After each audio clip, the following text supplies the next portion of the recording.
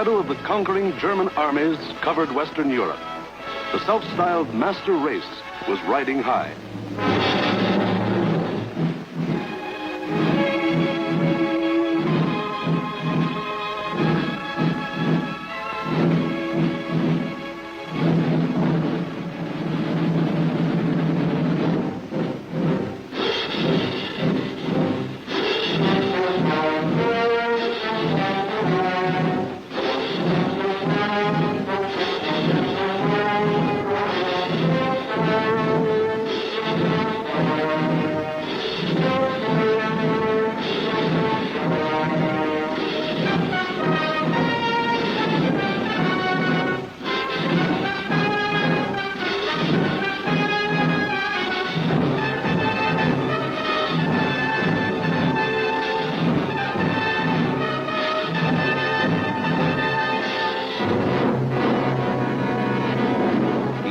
Adolf Hitler stood just as Napoleon had stood more than 100 years before, and looked across the English Channel to the one fighting obstacle that stood between him and world domination. The chopped cliffs of Britain rose sheer and white out of the choppy waters. And beyond, a little island, smaller than the state of Wyoming. Crush that little island and its stubborn people, and the way was open for world conquest. The fall of Austria, Czechoslovakia, Poland, Denmark, Norway, Holland, Belgium, France had given him more than 100 million slaves to work for him or starve. The preliminaries were over. It was time for the main event, the Battle of Britain.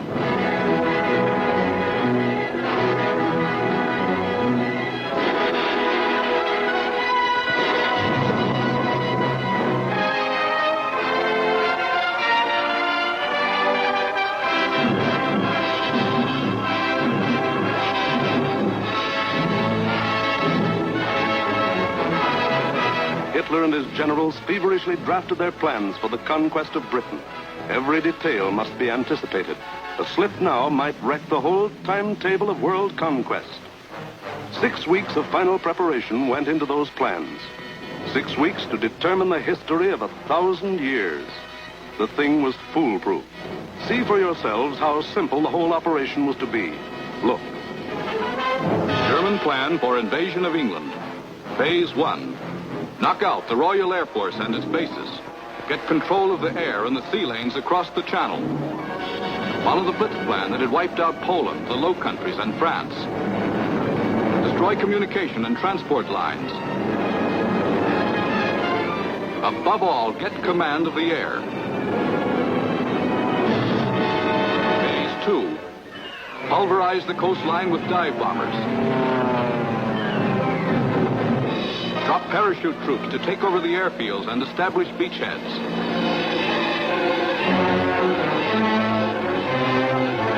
Phase 3. Actual invasion. Pour the German panzer divisions across in high-speed barges under an umbrella protecting fighter planes. Then send spearheads of armed might to divide, surround, destroy all opposition. That's all there was to it.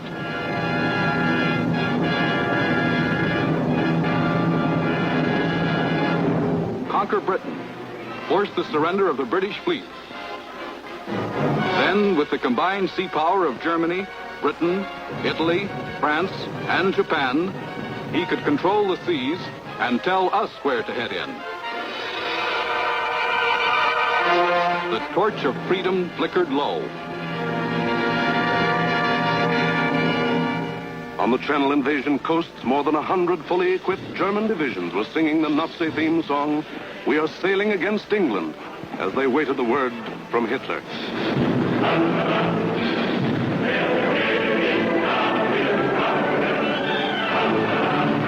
Here, for weeks, all the supplies and weapons of the Nazi war machine had been turned toward Britain.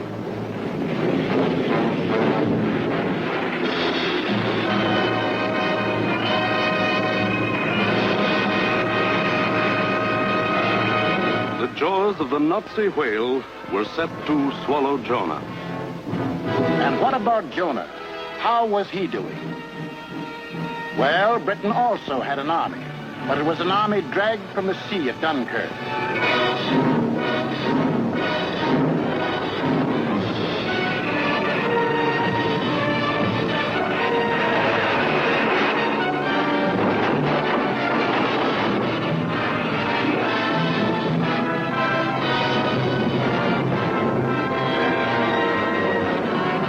Without weapons, these had been left behind on the roads of France. Tanks, guns,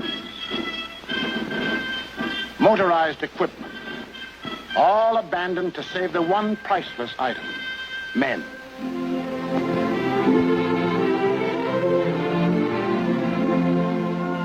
In all of Britain, there was not enough equipment for one modern division. Only one tank for every 1,000 square miles of territory. Only one machine gun for every 1,500 yards of beach. Britain had a navy, too, but it was scattered all over the globe, guarding vital food and supply lines. And the British knew it would be suicide to use their fleet in the narrow waters of the English Channel with the German Air Force in control of the air. Britain also had an air force. An air force outnumbered 10 to 1 by the enemy, both in men and machines. And then there was Britain herself, the people of Britain, the people who were to be terrorized and forced to surrender. They knew that every man, woman, and child, in uniform or out, would be Hitler's target in the onslaught that might come at any moment. They knew they had a job to do, and not much time to do it in. The young, the not so young, and the old. The clerk, the butcher, the farmer, the member of parliament, they formed the civilian army, Britain's home guard. They started from scratch.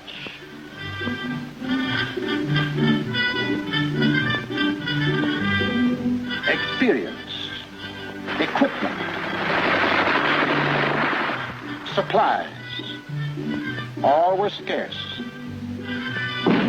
Only one shell to fire at each practice. The women of Britain refused to be left out.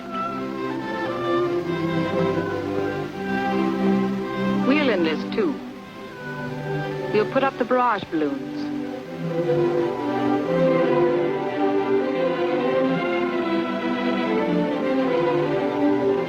Man the ack-ack guns.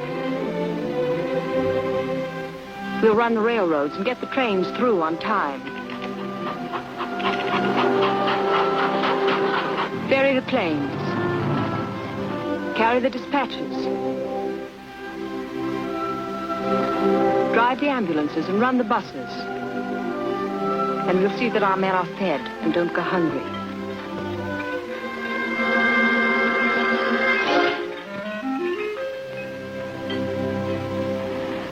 Others worked, men and women alike.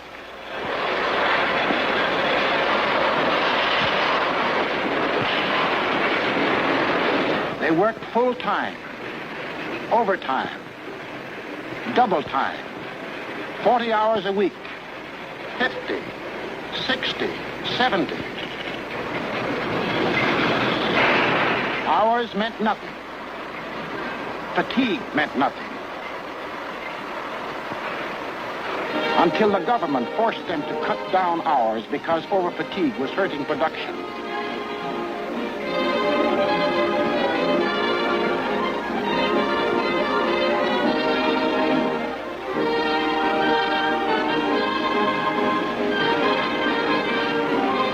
And when they weren't working, the men patrolled the moors for parachutists, blocked the roads, rehearsed invasion defenses. For something had happened here the Germans could never understand. In a democracy, it is not the government that makes war. It is the people.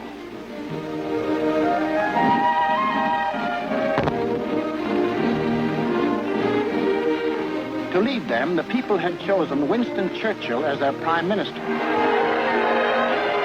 And he spoke the words in every British heart when he said, "We shall defend our island, whatever the cost may be. We shall fight. Landing ground, in fields, in streets, and on the hills, we shall never surrender." This was Britain in its darkest hour. The people knew they were in for the worst the Nazi mind could invent, yet they didn't panic or run away. They patrolled and waited. They drilled and waited. They worked and waited. Waited for the terror they knew was coming. Then it came.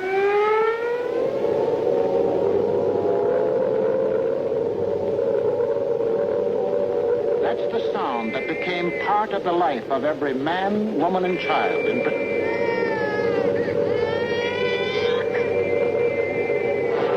August 8th, 1940, and the battle for Britain is on.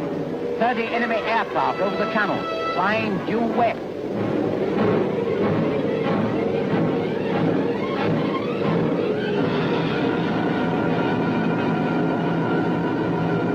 Here comes the Luftwaffe. In dozens of flights, hundreds of planes,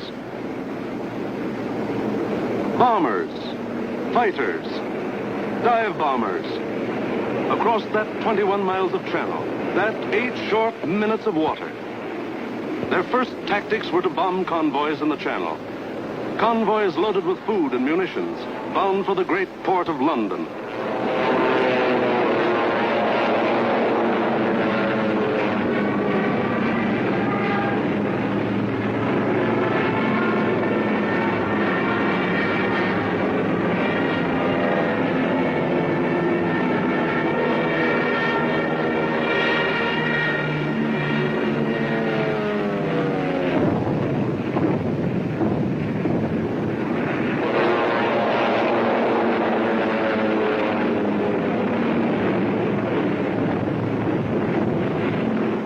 Fighters waited overhead for the defending planes of the Royal Air Force, the RAF, to appear.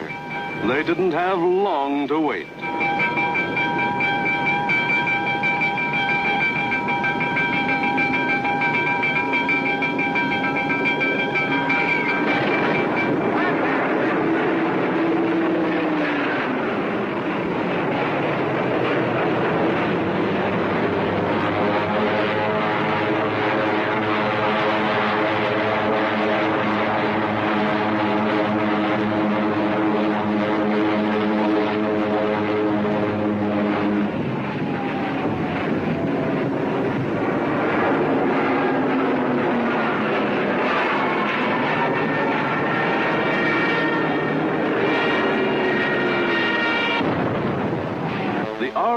Came, facing odds of 6, 8, 10 to 1, and dove in, shouting the old hunting cry, "Tally-ho!"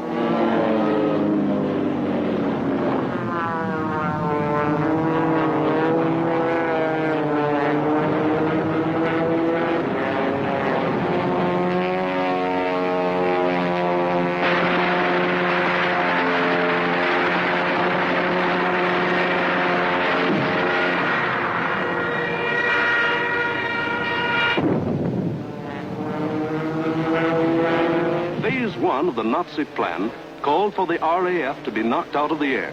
But the men of the RAF hadn't read the Nazi plan.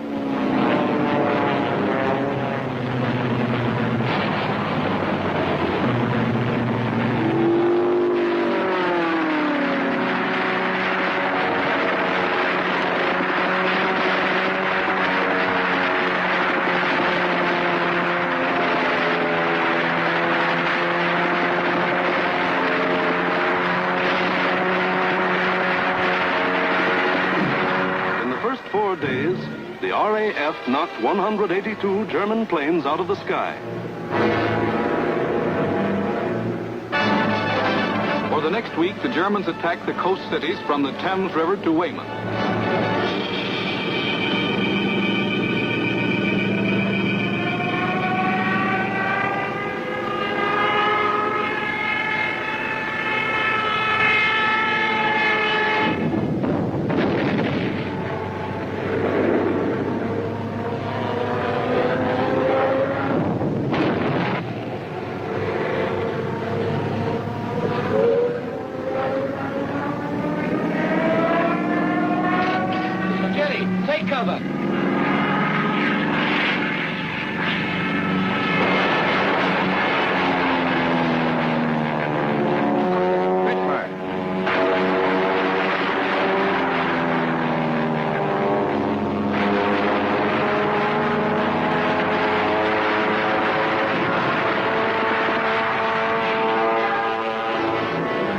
paid off with 180 more planes.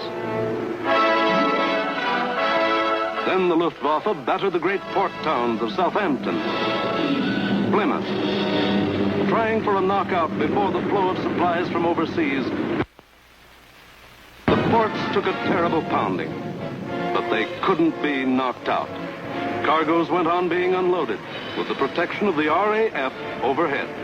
Battling the Spitfires and Hurricanes in the air wasn't panning out. So Goering switched his main attacks to the fighter airfields, Dover, Deal, Hawking. Maybe he could destroy the planes on the ground. He bombed the airfields, and the fields were hit. But the planes were saved. For Britain, unlike Poland and the Low Countries, didn't make the mistake of bunching its planes on the runways. The planes of the RAF were scattered and hidden, only a few on any one field, and those in the far corners. The Spitfires still went up to meet the enemy. In the first 10 days of the Battle of Britain, Goering launched 26 major attacks to get command of the air and lost 697 aircraft. The British lost 153, and 60 British pilots bailed out.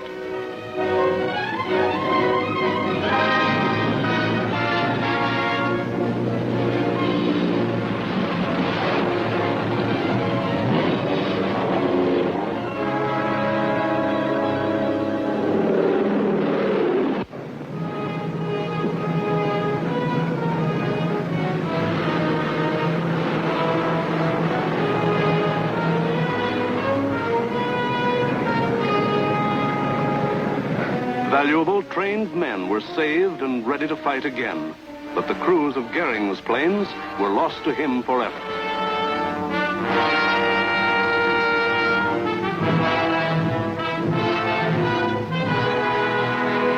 The pace was too hot. Something was going haywire.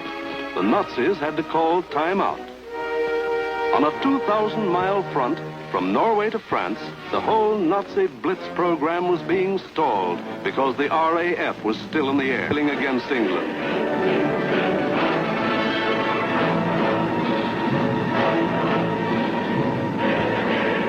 The long-range German guns were getting hot from throwing shells across the channel.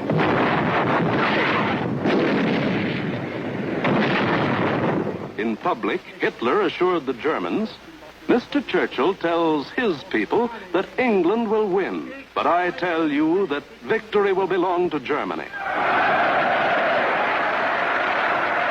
But in private, he sent for Goering, the boss of the Luftwaffe, and put him on the hot seat. Goering was told to do something and do it quick.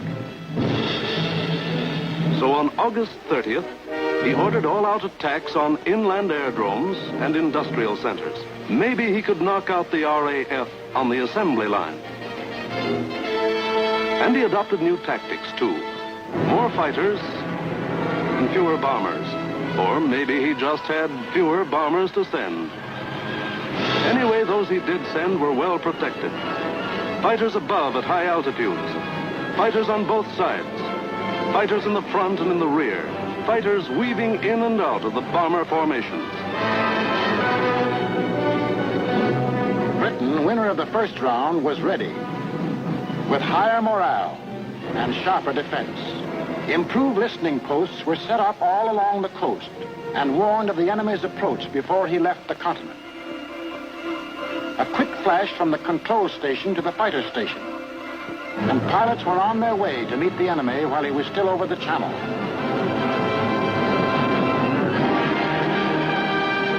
Day after day, out of sight and almost out of sound of the watchers on the cliffs, 4, 5, and 6 miles above, the battles raged over the Dover area.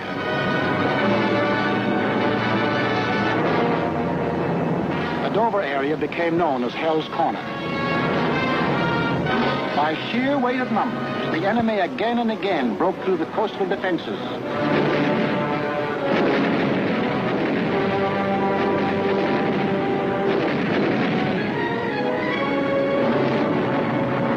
And reached inland to the airdrome. Aircraft plants.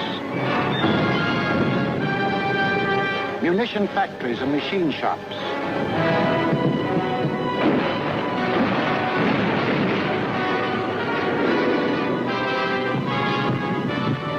Hello, gunfire in the southeast. Right.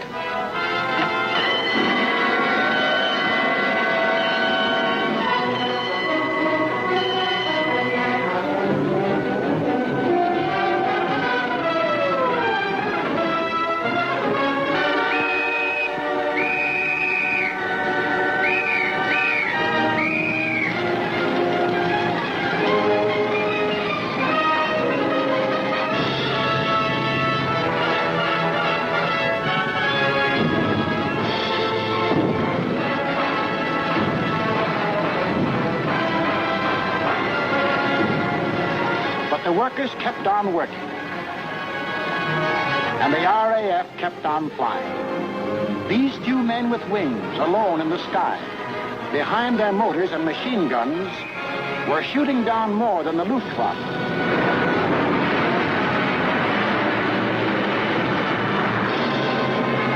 They were smashing the whole Nazi plan of world conquest.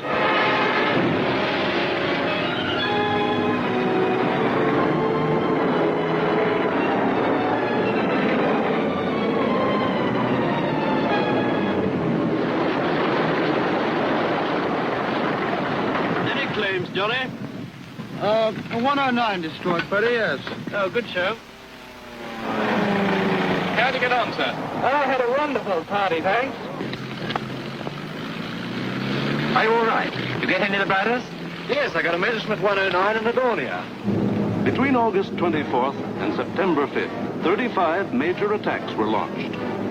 They cost the Germans 562 planes, while the British lost only 219 planes and saved 132 pilots. Invasion plans were going completely haywire.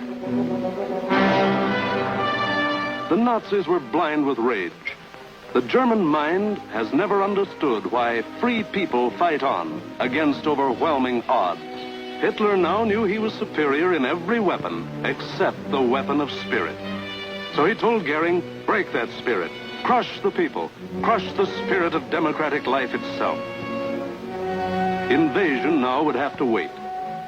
The Nazis would avoid the RAF and smash the great city of London into the rubble heap they had made of Warsaw and Rotterdam. Could London take it? Even the people themselves didn't know the answer. The defenses they trusted in were London's hastily assembled anti-aircraft, the ack-ack guns, the balloon barrage which kept the raiders at high altitudes.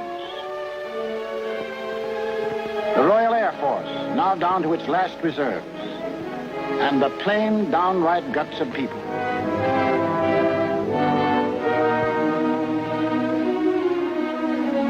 They sent more children out of the city.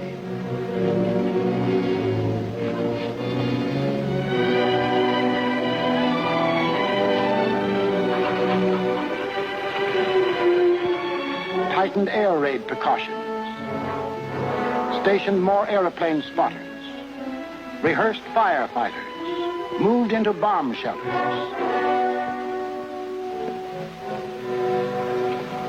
They blacked out their city and carried on.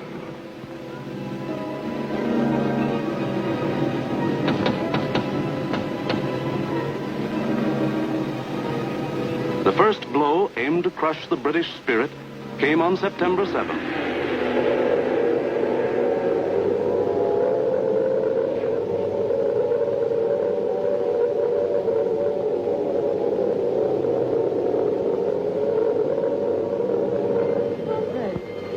Roof reports planes coming in.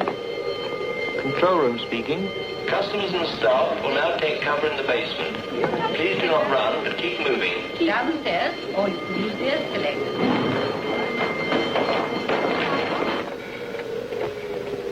Third floor, clear. Second floor, clear. First floor, clear. That day, when 375 German planes came roaring up the Thames River, the Battle of Britain became the Battle of London. The Germans broke through the charge of Hurricanes and Spitfires that went out to meet them.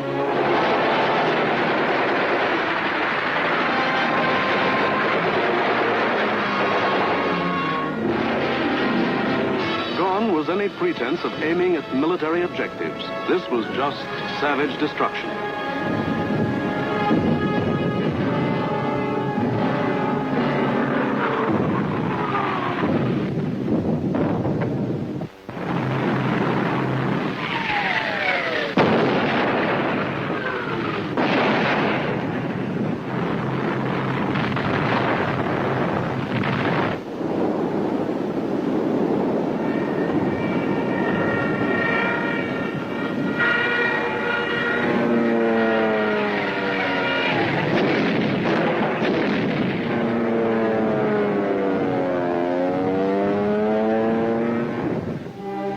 Fell alike on the homes of the East End poor and the Mayfair rich, on shops, hospitals, churches.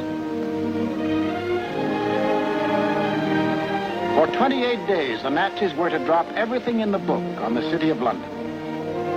Tons upon tons of high explosives, delayed action bombs that exploded days later, torpedoes that sheared away whole buildings. And underneath the war in the air, the war of the man in the street went on.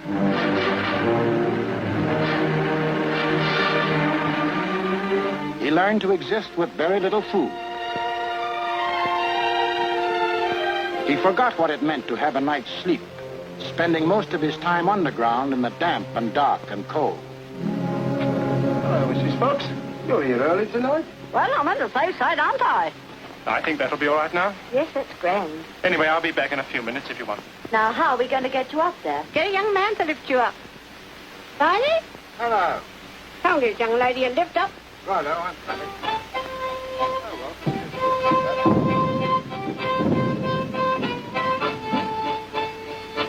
The air raid wardens stayed at their posts. Doctors and nurses worked on steadily as the bombs crashed all around them. Rescue squads labored night and day. Hi, Gordon. Around, Is she dead? Right, Doug. Firemen said, nuts to the bombs and battled to put out fires. This was life in the Blitz. Against all the rules of Nazi warfare, Britain was refusing to crumple up. Across the Channel, the enraged Goering took personal command of the operations.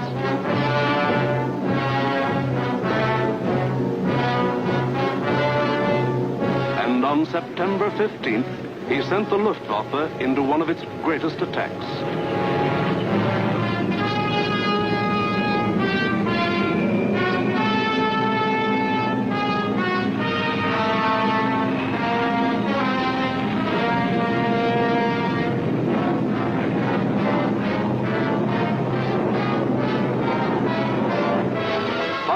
German bombers and Messerschmitt fighters roared over the English coast. Starmouth calling. Planes heard 3 miles southwest. Shout for hostile planes approaching from the southwest. The British met the challenge by throwing in everything they had.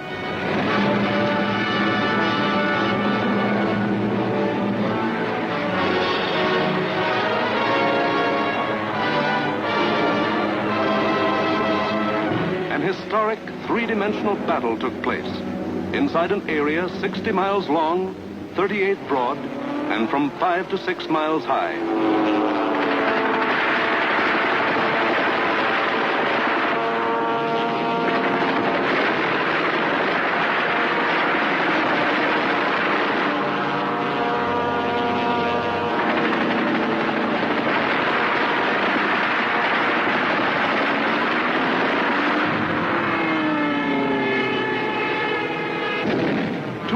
Individual dogfights took place within the first 30 minutes of the raid.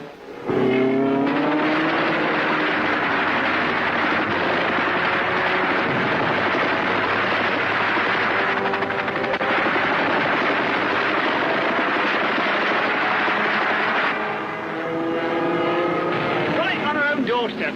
Oh, what a scrap.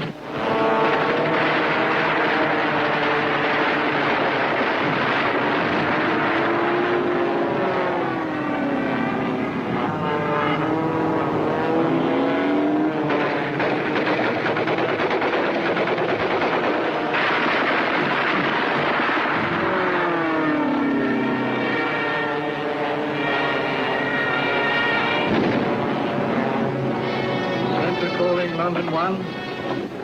Thank you, Senator. We'll keep a lookout for them. Hostile formation to the south. Some of the German bombers broke through London's defenses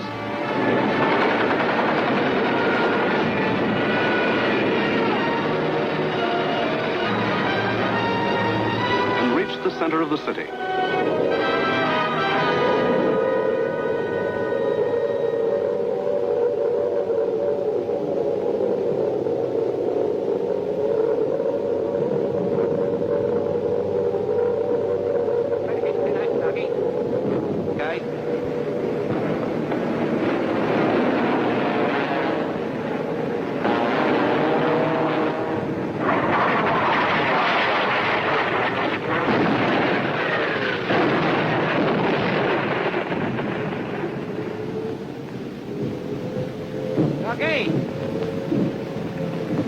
Doggy, where are you?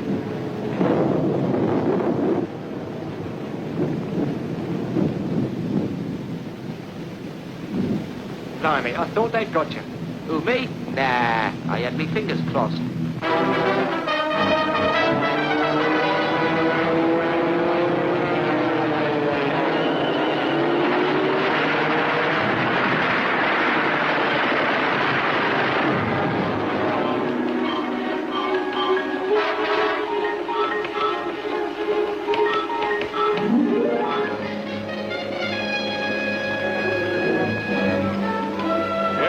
Communique. The biggest bag yet.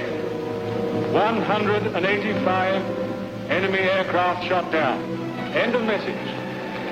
Of the 500 German planes that came over that day, more than 1/3 were shot down. In the 28 days of terror from September 7th to October 5th, the Nazis dropped 50 million pounds of bombs on the city, killed 7,000 helpless civilians, and wounded 10,000 more. Bombs fell on Buckingham Palace,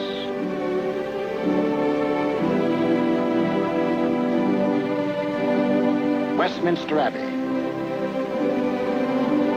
the Houses of Parliament,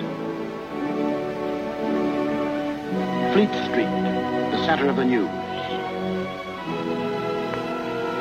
St. Paul's Cathedral. Bombs blasting the historic past out of the lives of Englishmen.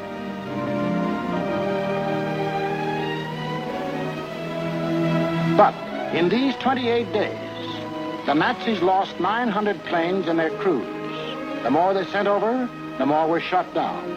The British Spitfire had proved to be one of the deadliest weapons ever put in the hands of man. If this kept up, pretty soon no more Luftwaffe. The frantic Nazis had to pull a new one. They did. On October 6th, they changed to night attacks. Maybe that way they could avoid those deadly Spitfires and Hurricanes.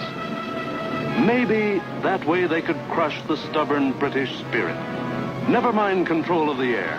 Never mind Phase 1, Phase 2, Phase 3.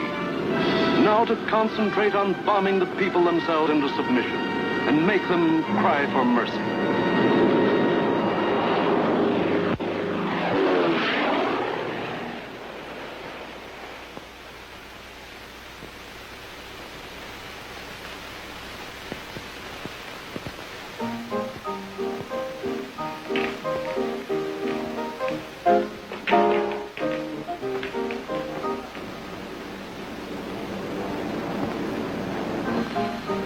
Hostile raid, sir.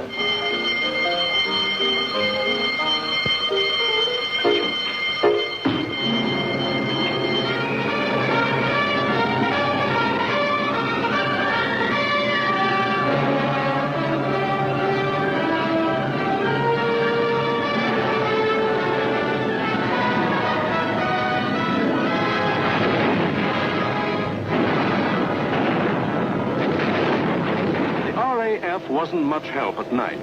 This was just German bombs against British guts.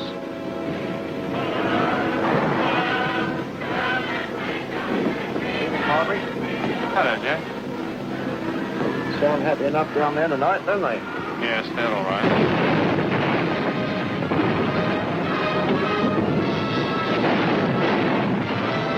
docks of London were left roaring infernos. Homes were destroyed by incendiaries. Business blocks were aflame. And still the people of London took it. Night after night they burrowed underground. And morning after morning they dug themselves out of the wreckage.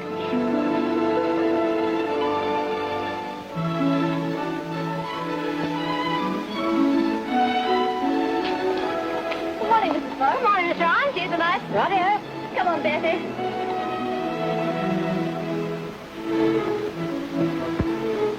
Would you like to sit down? Thanks. Morning, Miss Ryan. Sleep well? Fine, thanks. Wasn't it a quiet night? What about the one that came down about 2? I didn't hear it. Did you? No. Oh, we're getting used to them around here.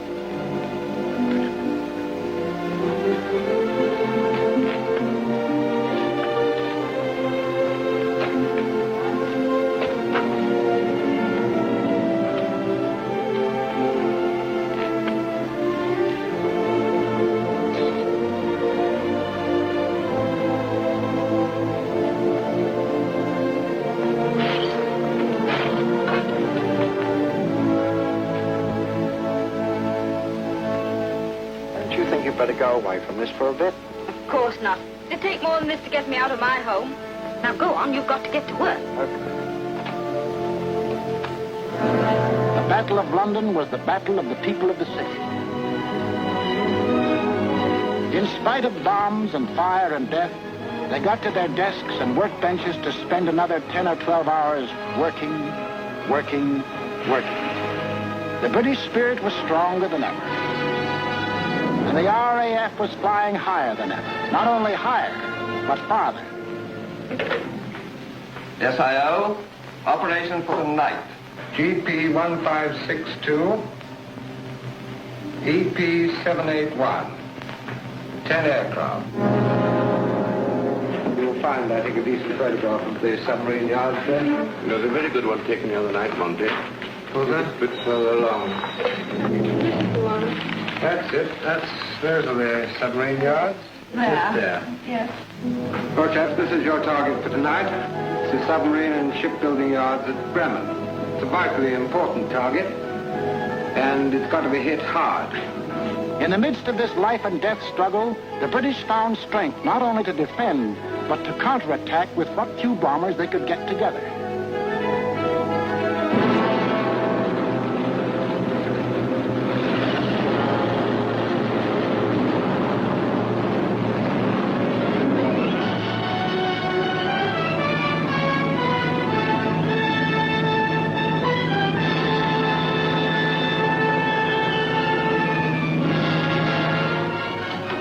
Charlie airborne, sir.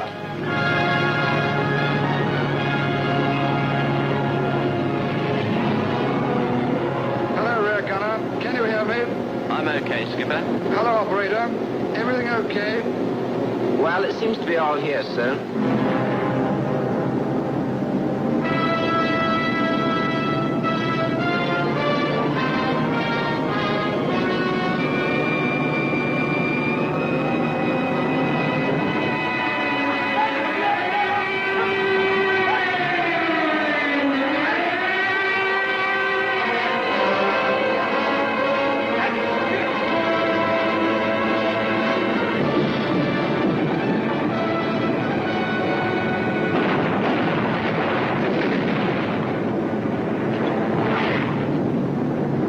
Stand by. I'm going in a glide.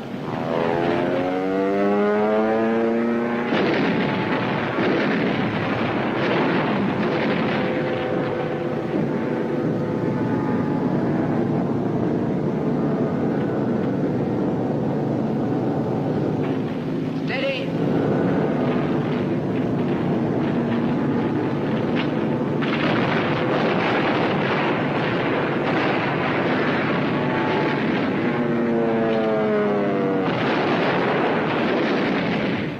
Bullseye was the last one. Here was the RAF giving it back. Hitler cried, "Night, gangsters!" For this crime I will exact 1,000-fold revenge. All the available German night bombers were put into the air.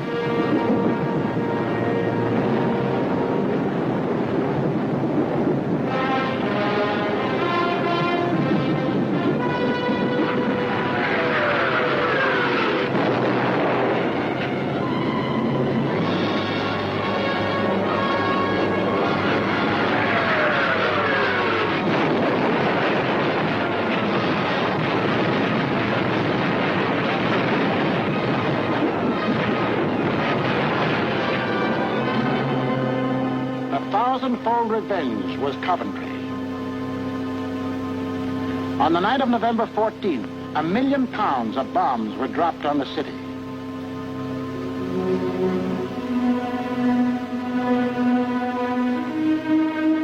Coventry was smashed as flat as Warsaw and Rotterdam.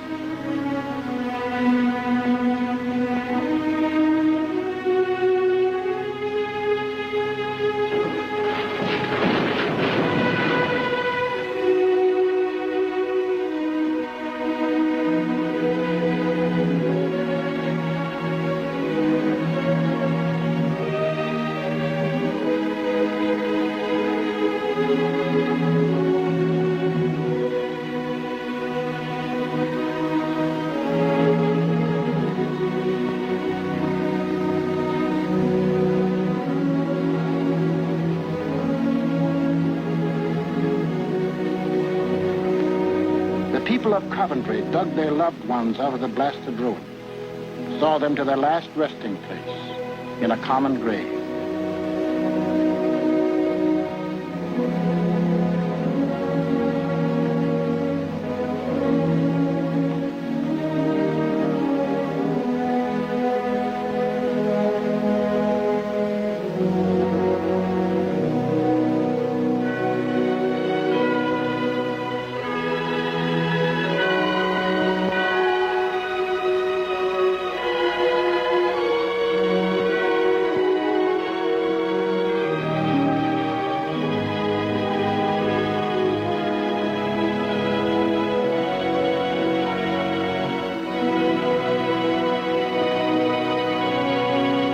Hitler could kill them, but damned if he could lick them.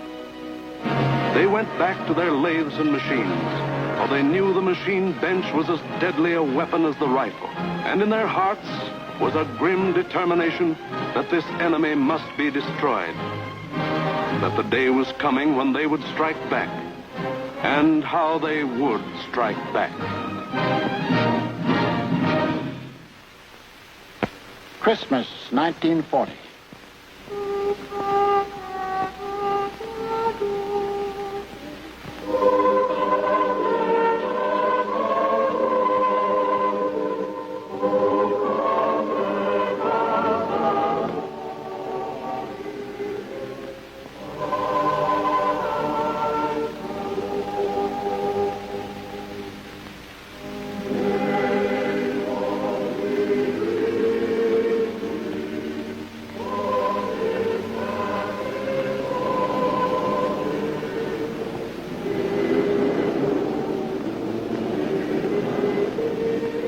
Christmas, season of peace on earth, goodwill toward men, was the ironic quiet before Hitler's great burst of rage against a people who couldn't be licked.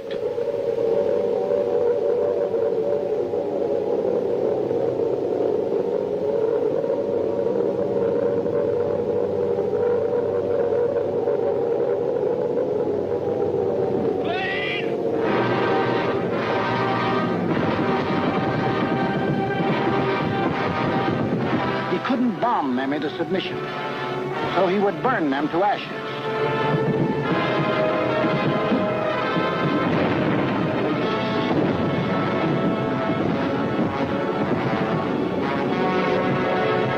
Millions of firebombs rained down on the great city of London.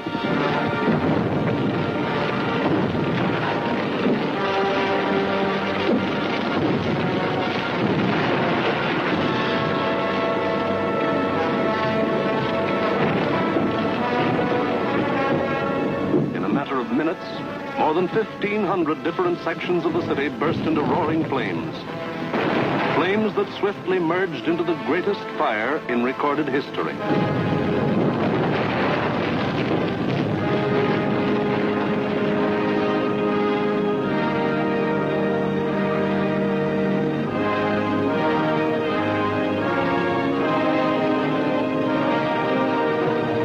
In the midst of all the fire and destruction, vital water mains were shattered.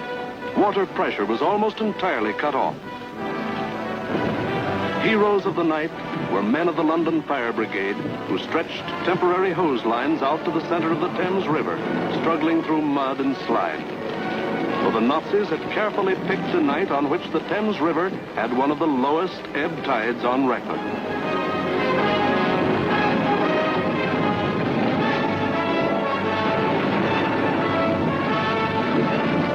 And while London burned above them, the people of the city held on. Chin up and thumbs up. They knew this was the people's war, and they were the people.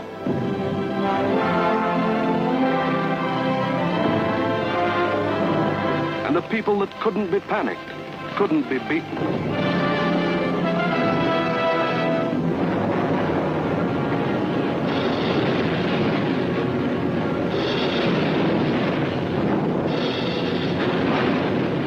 In the months to come, the British were to suffer many such bombings and burnings.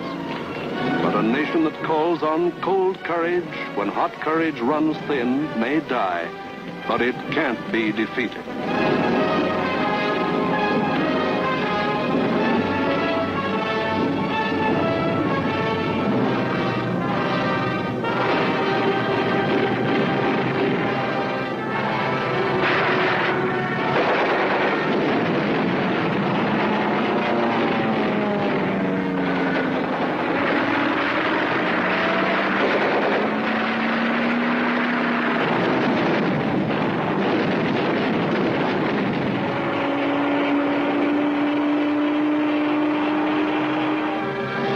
The Battle of Britain was won, but not by Hitler.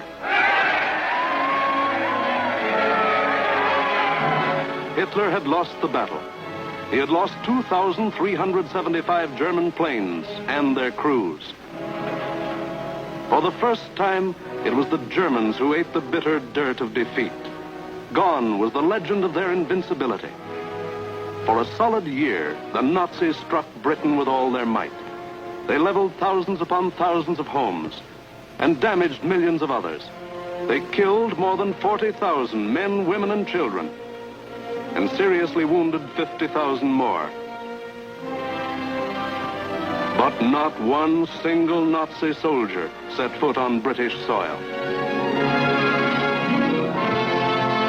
But Hitler couldn't stop. And in our next film, we will show how he had to turn to the east again. Why did the Nazis lose the Battle of Britain? First, because a regimented people met an equally determined free people, and the free people made them quit cold. We've been bombed, dive bombed, high-level bombed, machine gunned, been through 2 invasion scares. The last lot we had the house down about our ears. But we're still sticking it. And we're going to stick it. Second, because this was a new kind of war, and the RAF were the men who could fight it. These were the men who belonged to what Hitler called those weak, soft democracies. The British did more than save their country. They won for the world a year of precious time. It was not only for the people of Britain, but for the people of the world that Winston Churchill spoke when he said, "Never in the field of human conflict was so much owed by so many to so few